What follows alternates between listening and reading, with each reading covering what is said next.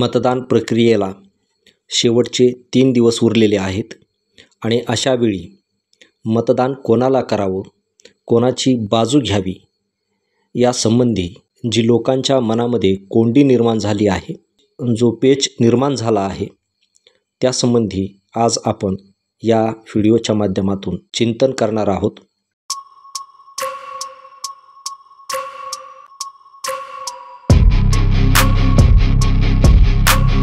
मराठवाड्यातील जवळपास सर्वच मतदारसंघामध्ये मराठा समाजाची निर्णायक भूमिका आहे.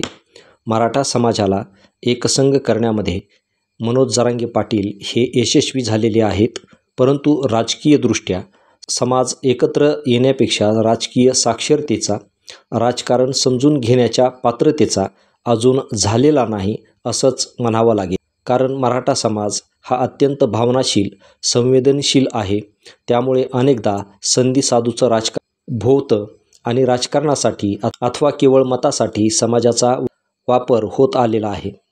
या सर्व तर्कवितर्काच्या कपटनीतीच्या बाहेर असलेला, आर्थिक शैक्षणिक कमकुवत असलेला समाज ऐनवेळी निर्णय घेऊ शकत नव्हता आणि म्हणूनच अशा गरजवंत समाजाने सामाजिक निर्णयाची जबाबदारी आदरणीय मनोजदादा जरांगे पाटील यांच्याकडे अत्यंत विश्वासाने सोपवली आहे.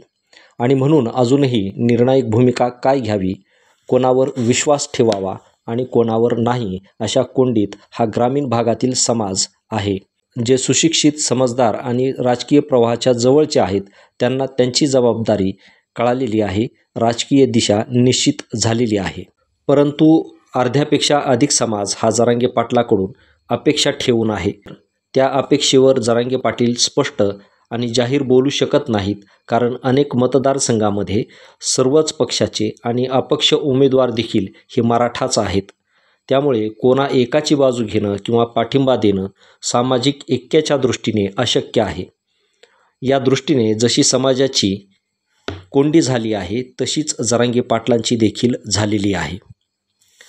जरांगे पाटलांनी या अगोदर आणि वारंवार कोणाला पाडायचं, कोणाला निवडून आणायचं हे स्पष्ट केलेलं आहेच. त्यामुळे त्यांना अडचण होईल ही अपेक्षा करणं अयोग्य आहे. म्हणून ही राजगडाच्या रक्षणासाठी आणि विशाल गडाच्या विशाल ध्येयासाठी लांबचा, जवळचा, नात्याचा, गोत्याचा विचार न करता व्यक्तिनिष्ठता दूर सारून प्रस्थापित नेतृत्वाला झुगारून ही समाजाच्या प्रतिष्ठेची पावनखिंड आपल्याला लढवावी लागेल. स्वार्थ, स्वहित बाजूला सोडून गनिमी कावा करावा लागेल. लक्षात ठेवा, शिवकाळात छोट्याशा वतनासाठी अनेकांनी स्वराज्यद्रोह, समाजद्रोह केलेला आहे. त्यामुळे महाराजांना देखील यातना सोसाव्या लागल्या आणि शेवटी एका गावाच्या वतनासाठी फंदफितुरीने संपूर्ण स्वराज्याला पोखरले आणि महाराष्ट्र धर्म, स्वराज्य धर्म लयाला गेला. हा इतिहास समोर ठेवून व्यक्तिगत हेवेदावे, द्वेष, मत्सर, गुण अवगुण बाजूला ठेवून महाराष्ट्र धर्माचे, स्वराज्य धर्माचे पालन करण्यासाठी एकत्र या. एक व्हा. धर्मद्रोही, मानवताद्रोही विचारांना पाडायचं आहे, अन्यायी भूमिकांना संपवायचं आहे. हे लक्षात ठेवून वाटचाल केली तरच जरांगे पाटलांचे आवाहन, कळकळ, तळमळ सार्थकी लागणार आहे आणि त्यासाठी ही कोंडी फोडून ही खिंड तुम्हाला लढवावीच लागणार आहे. या निमित्तानं एवढंच. जय जिजाऊ, जय शिवराय.